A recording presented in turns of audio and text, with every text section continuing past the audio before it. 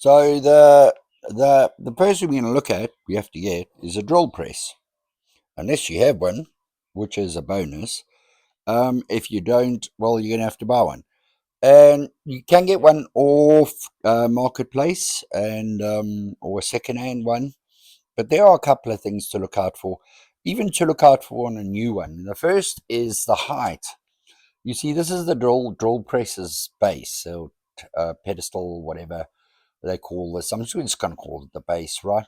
That bolts onto it, and that has X amount of height, and you need to make sure that.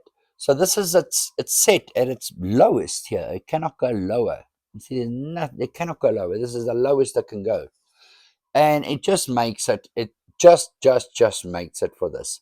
So the first thing you want to do, obviously, you need your height of your complete height of your cross plane vise, and you need to get something that is going to fit. So this is a 100 millimeter one, and I mean, buying the 150 isn't going to help any because it just wouldn't fit in there. It will be here, and that isn't going to help me at all.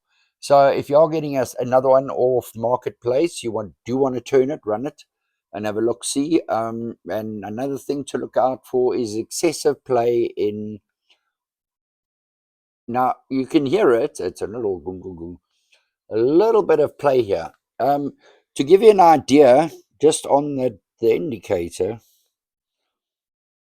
I mean that's a significant amount of play, and I could probably just replace that bearing. But I mean, this thing's been running 10 years, so you know, um, and I made that lock, that red one, on this setup with that play with a 1.5 mil bit, and that didn't really give me any problems. So that isn't really uh, such a big issue.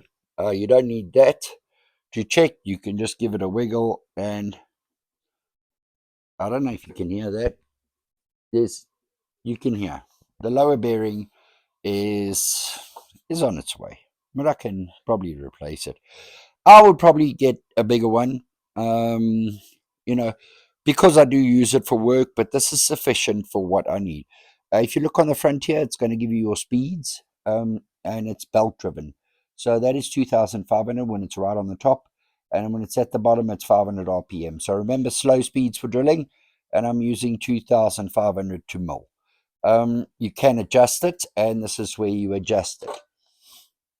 So it's just a system of belts that are going to go up and down, and that's it. Now, this has got a cutoff switch over here, so you can't run it with that lid off. So you have to, this thing's been lying on its side in the back of the truck, and you name it. So it is a bit not well, but it does the job. It has your on off here. Now, when you hear it starting up, you can hear that. There's a slight hum. That's just because the motor is requiring more power to get all that going at 2,500. They have a little a capacitor in here. So if you can get a bigger one and you switch it on, there's just a. Now look at the speed and direction. You can switch it on and just give it a turn with your hand. It's from the front here. I mean, I knew a guy doing steel work who his capacitor was totally gone. He used to just get it started like that. You don't want to be doing that. This has got screws. The capacitor sits in here, over there, and over there, and that comes off.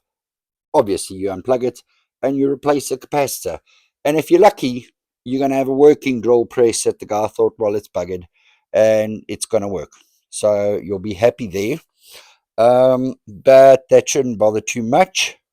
So your excessive play, then you want to look at the drill bit, and this you can actually do with the eyeball. We're going to switch it on.